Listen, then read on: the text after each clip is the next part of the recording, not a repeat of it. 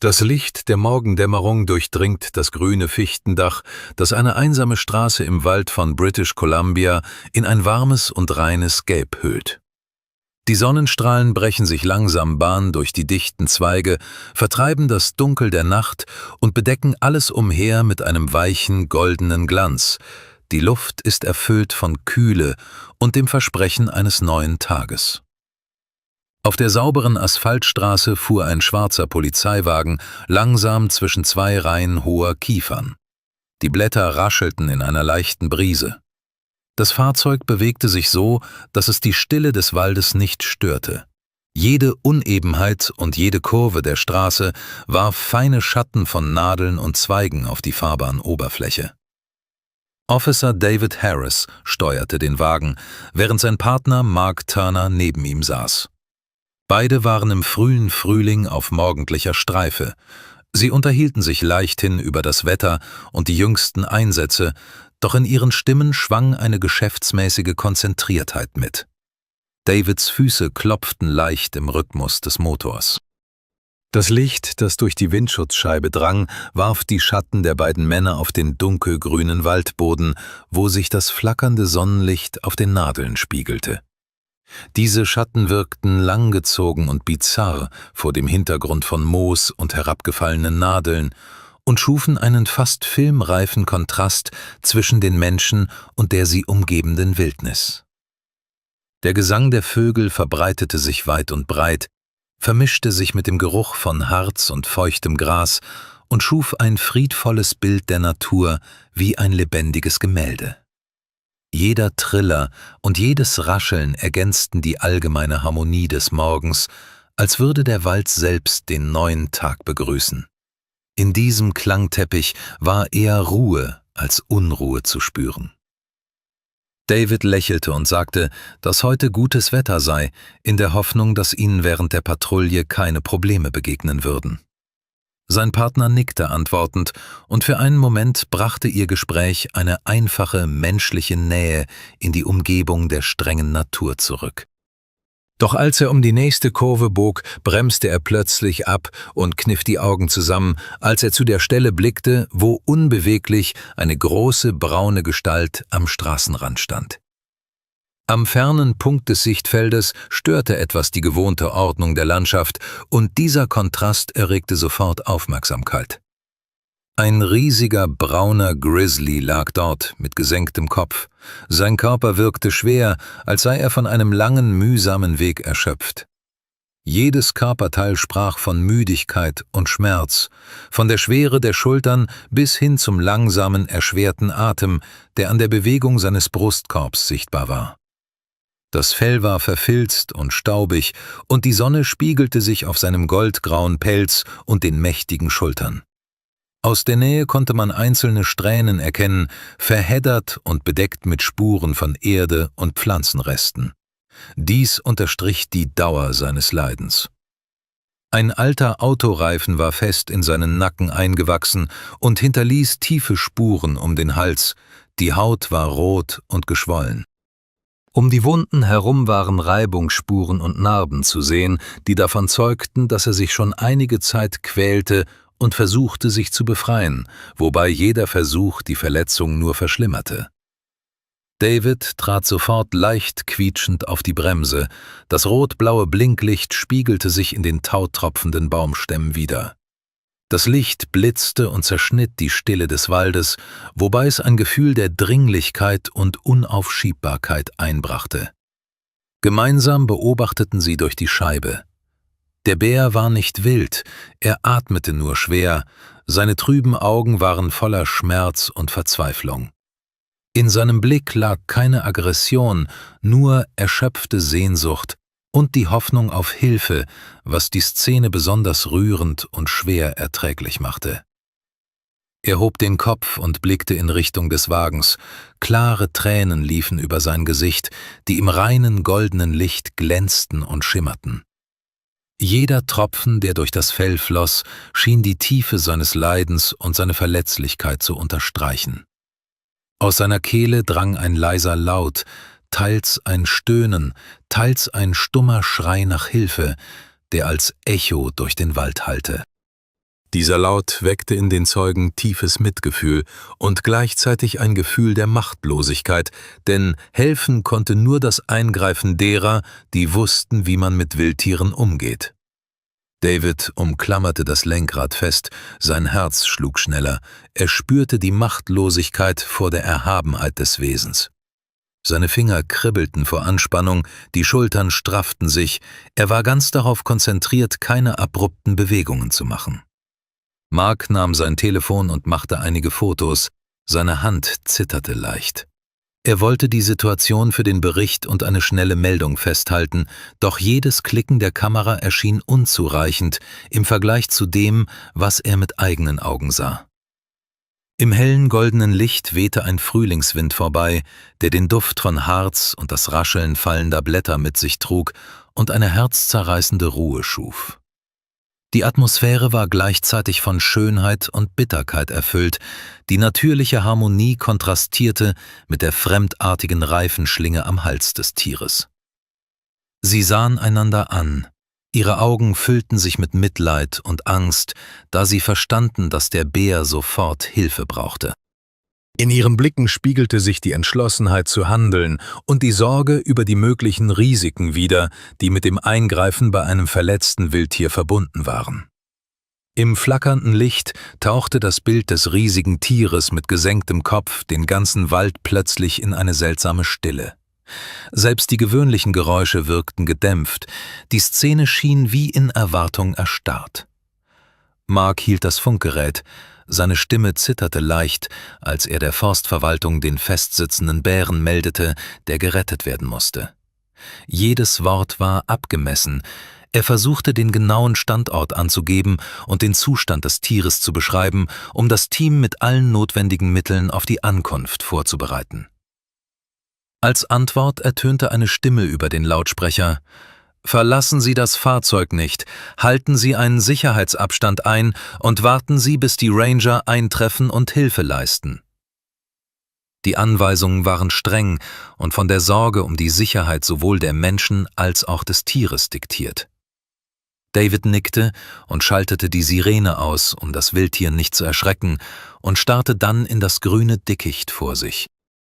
Er verstand, dass unnötiger Lärm die Situation nur verschlimmern und das verletzte Tier verängstigen könnte, was es dazu bringen würde, sich durch ruckartige Bewegungen noch mehr zu verletzen. Der Bär bewegte langsam seinen Nacken, und dieser zuckte schmerzhaft, der Reifen quetschte ihn ein und die Atmung wurde noch schwerer und mühsamer. Jedes Ein- und Ausatmen war von sichtbaren Anstrengungen begleitet, und es schien, als hätte er fast seine gesamte Kraft für die sinnlosen Befreiungsversuche verbraucht. Speicheltropfen fielen auf die helle Straße, reflektierten das Sonnenlicht und funkelten wie Kristalle. Diese kleinen Details machten das Geschehen noch tragischer und gleichzeitig wunderschön in seiner traurigen Ästhetik.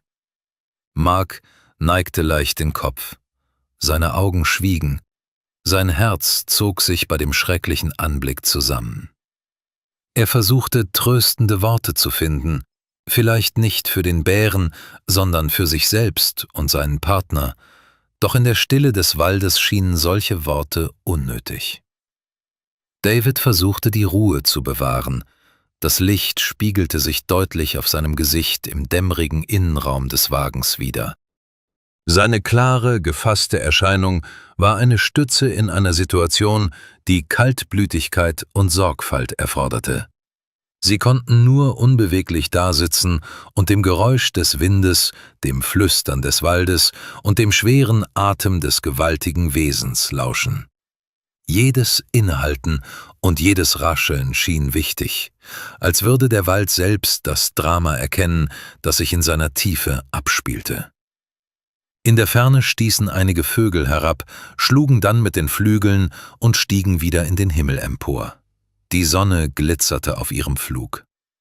Diese einfachen, natürlichen Bewegungen erinnerten an den unaufhörlichen Kreislauf des Lebens, trotz der Tragödie, die sich am Boden abspielte. Sie warteten schweigend. Eine Sekunde dehnte sich zwischen dem stillen Wald und dem hellen Mittagslicht aus. Das Schweigen war dicht und fast greifbar, wie vor einem Sturm. Doch anstelle eines Gewitters bahnte sich hier etwas anderes an. Das Eingreifen von Menschen und womöglich die Rettung. Nach fast 30 Minuten ertönte in der Ferne das Geräusch eines Motors und auf der sonnigen Straße näherte sich ein dunkelgrüner Pick-up des Forstdienstes. Sein Profil hob sich auf der Straße ab und mit zunehmender Nähe konnte man die Mannschaft erkennen, die bereit war zu handeln.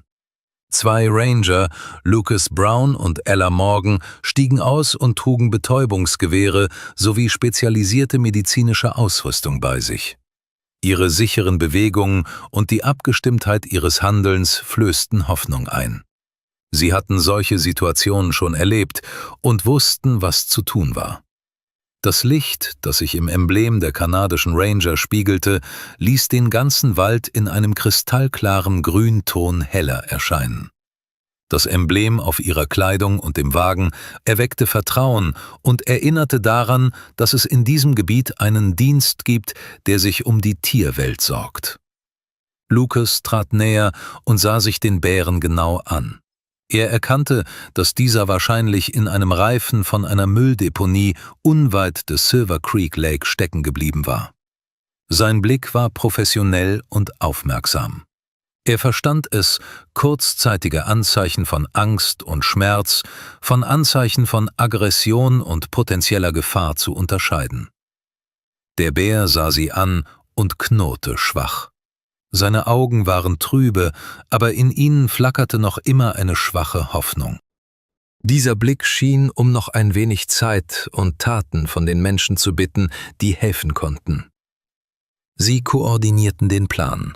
Lucas bereitete das Betäubungsgewehr vor, Ella legte Medikamente und medizinische Handschuhe bereit. Jeder kannte seine Rolle und ihre Vorbereitung basierte auf Erfahrung und klaren Abläufen. Ein kurzes Pfeifen ertönte, der Pfeil flog, ein metallischer Glanz huschte durch den hellen Waldraum. Für einen Moment schien die Luft langsamer zu werden, und dann verhallte das Geräusch des Pfeils in der Stille des Waldes. Die Nadel traf ihr Ziel. Der Bär schreckte zusammen und fiel langsam auf das weiche Gras, das von warmem, gelbem Licht überflutet war. Sein Sturz war sanft und allmählich leicht, als würde sich der Schlaf über das erschöpfte Tier legen. Der Wind legte sich, der Raum wurde so still, dass man nur das gleichmäßige Atmen des betäubten Tieres hören konnte. Die Stille gab den Menschen die Möglichkeit, schnell und konzentriert zu handeln, ohne von Nebengeräuschen abgelenkt zu werden. Die 4 Menschen traten vor. Ihre Schatten dehnten sich über die helle Straße und reflektierten das blaue Licht des Polizeiwagens dahinter. Sie bewegten sich vorsichtig, um das Tier nicht zu stören und ihm keine zusätzlichen Schmerzen zuzufügen. Ella legte behutsam ein Tuch unter den Nacken des Bären, um die verletzte Haut zu schützen, bevor der Reifen aufgeschnitten wurde. Das Tuch diente als Barriere zwischen dem Werkzeug und der verwundeten Haut und senkte das Risiko von Infektionen und weiteren Traumata. Lucas schaltete den handgeführten Trimmer ein. Die Stahlklinge blitzte in der Sonne auf und gab ein kurzes Pfeifen von sich, das als Echo durch den Wald hallte. Das Geräusch des Werkzeugs durchbrach die vorherige Stille, war aber notwendig für die Befreiung des Tieres. Gummistaub und kleine Funken stiegen empor, das flackernde Licht spiegelte sich auf den leicht bebenden grünen Nadeln der Kiefern. Diese winzigen Details, Staub, Funken, das Zittern der Nadeln, verliehen der Szene visuelle Intensität und unterstrichen die Anspannung des Augenblicks. Nach 15 spannungsgeladenen Minuten gab der Gummi schließlich nach und der schwere Reifen fiel mit einem dumpfen Schlag auf den Boden. In diesem Geräusch lag die Erleichterung, als würde die Natur gemeinsam mit den Menschen aufatmen. Die 2 Polizisten und Lucas hoben ihn vom Nacken des Bären. Sie atmeten schwer, ihre Stirnen waren schweißgebadet. Die körperliche Anstrengung und die emotionale Spannung hatten bei jedem von ihnen Spuren hinterlassen, doch gleichzeitig wuchs das Gefühl einer erfüllten Pflicht.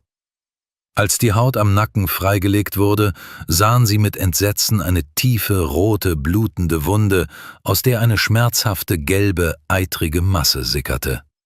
Der Anblick der Wunde zeigte, dass der Bär lange Zeit gelitten hatte und dass dringende medizinische Hilfe erforderlich war. Ella öffnete die medizinische Tasche und behandelte die Wunde mit einer antiseptischen Lösung. Der Geruch von Medikamenten verbreitete sich im Waldwind und das Licht spiegelte sich auf dem Flakon in ihrer Hand und funkelte wie ein silberner Streifen im hellen, gelben Sonnenlicht. Jede ihrer Gesten war präzise und routiniert, was den anderen Vertrauen einflößte.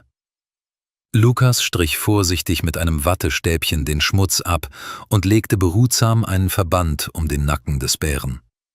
Er arbeitete schnell, aber vorsorglich, da er wusste, dass die weitere Genesung des Tieres von seinem Handeln abhing.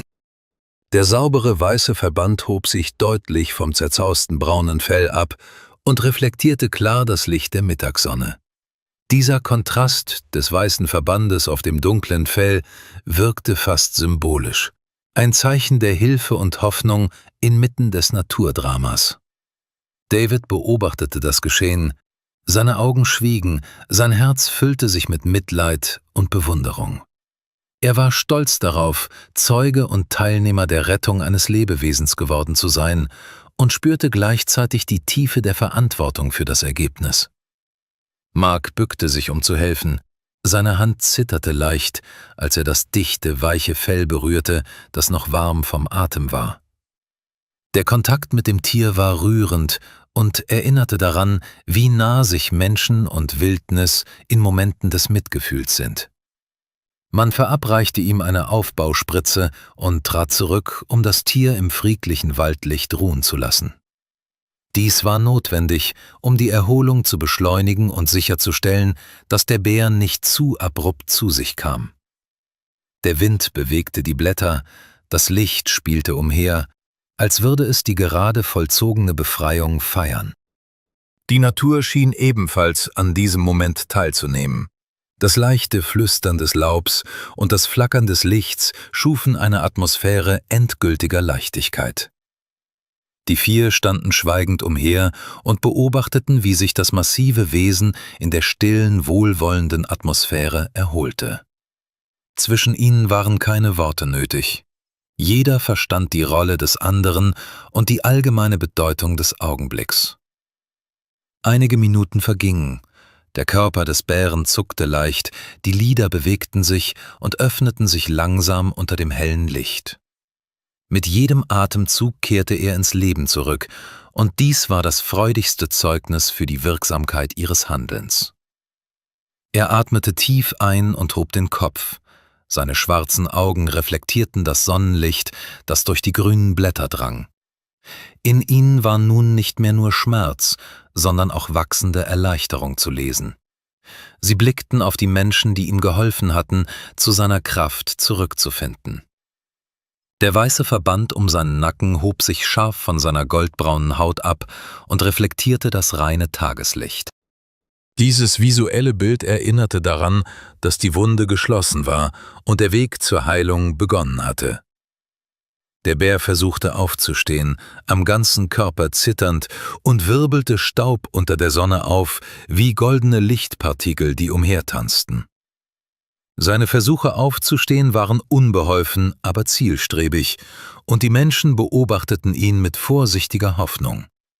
Die zwei in der Nähe geparkten Wagen reflektierten ihr blinkendes rot-blaues Licht auf seiner nassen, glänzenden Haut.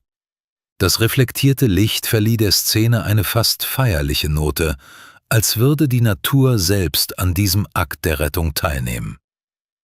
Der Bär blickte in Richtung der vier Menschen, die in der Ferne standen. In seinen Augen lagen Ruhe, Sanftmut und stumme Dankbarkeit. Dieser Blick war kurz, aber bedeutungsvoll. Dankbarkeit ohne Worte und ohne menschliche Rhetorik.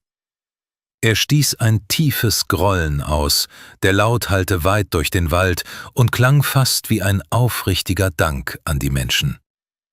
Dieses Knurren war eine einfache, ehrliche Reaktion des Tieres, und für die Anwesenden bedeutete es sehr viel. Eine Frühlingsbrise wehte sanft, der Geruch des Waldes verbreitete sich und goldenes Licht tanzte auf den Baumstämmen, die mit weichem grünem Moos bedeckt waren. Die ganze Szene erinnerte an ein Bild eines friedlichen Morgens nach einem Sturm, in dem alles an seinen Platz zurückkehrt. Der Bär drehte den Kopf und machte sich langsam auf den Weg tief in den Wald. Sein Gang war sicher, sein Nacken wurde leicht und frei. Mit kleinen Schritten und beherrscht entfernte er sich in seine natürliche Umgebung, wo er wieder zu Kräften kommen und zu seinem gewöhnlichen Leben zurückkehren konnte. Das Licht drang durch das Laub und fiel auf seinen Rücken, wobei es einen hellen, goldenen Streifen in der reinen Luft bildete. Dieser Streifen wirkte wie ein Zeichen des Segens oder des Abschieds. Ein Abschied von jener Zeit der Leiden und die Begrüßung eines neuen Kapitels in seinem Leben. Die 4 Menschen standen unbeweglich. Niemand sagte etwas. Sie beobachteten einfach, wie die große Gestalt allmählich im endlosen Wald verschwand. In ihren Herzen blieb ein warmes Gefühl zurück, die Freude über die Rettung und eine leichte Wehmut über den Abschied von jenem, den sie gerettet hatten. Vor dem Hintergrund des blauen Himmels flog ein Vogelschwarm mit silbrigen Blitzen vorbei und trug den Frieden der Natur mit sich. Ihr Flug fügte den Gesehenen eine finale, fast poetische Note hinzu. Das Leben ging weiter und die Welt hatte ihr Gleichgewicht wiedergefunden. Die Mittagssonne ergoss sich über die Straße, Kiefernadeln reflektierten das flackernde Licht wie Gold im gesamten ruhigen Raum. Alles umher schien nach den Ereignissen des Morgens gereinigt und ein wenig heller. Lukas drehte sich um und sah die beiden Polizisten mit einem leichten Lächeln an. Das Sonnenlicht, das durch die Baumkronen drang, spiegelte sich auf seinem verschwitzten Gesicht wider. In seinem Lächeln schwangen Müdigkeit und Erleichterung zugleich mit. Das Gefühl der erfüllten Pflicht. David antwortete mit einem Lächeln, seine Augen leuchteten vor einfacher Freude über das, was er gerade in der Tiefe des Waldes erlebt hatte. Dieses Lächeln war aufrichtig und leise, ohne Pathos, erfüllt von einer tiefen inneren Zufriedenheit über eine richtig getane Tat. Sie schüttelten sich stolz die Hände, im Wissen, dass sie im Sinne der Natur richtig gehandelt hatten. Der Händedruck war eine wortlose Bestätigung dafür, dass es durch gemeinsame Anstrengungen gelungen war, ein Leben zu retten. Die 4 sammelten die Werkzeuge ein, legten den Reifen auf die Ladefläche des Pickups und schlossen die Klappe im hellen Tageslicht. Ihre Bewegungen waren ruhig und organisiert, wie nach einer gut ausgeführten Aufgabe. Alles aufgeräumt, alle Spuren sorgfältig und mit Respekt vor dem Ort des Geschehens hinterlassen. Die 2 Autos rollten langsam über den laubbedeckten Waldweg. Licht drang durch die sauberen Fenster und das Geräusch der Motoren hallte in Kombination mit dem Rascheln des Windes sanft im kühlen und friedlichen grünen Raum wieder. Die Landschaft kehrte zu ihrem gewohnten Rhythmus zurück, doch nun blieb in ihr die Erinnerung an Rettung und Mitgefühl. David blickte ein letztes Mal zurück zum Wald, wo das flackernde Licht noch immer durch die grünen Blätter sickerte. Sein Blick verweilte an jener Stelle, an der gerade ein wichtiges Ereignis stattgefunden hatte, und in ihm lag ein stiller Respekt vor der Kraft der Natur und davor, wie leicht sie aus dem Gleichgewicht gebracht werden kann. Das frühlingshafte Sonnenlicht hüllte die Straße ein, drang durch Bäume und Laub und schloss diese Geschichte über Mitgefühl und Wiedergeburt ab. Es war eine kleine, aber bedeutsame Erinnerung daran, dass Menschlichkeit und Professionalität das Schicksal selbst des größten Wesens im Wald verändern können. Die Geschichte blieb in ihrem Gedächtnis als Beispiel dafür, wie Aufmerksamkeit und Entschlossenheit das Gleichgewicht zwischen Mensch und Natur wiederherstellen können.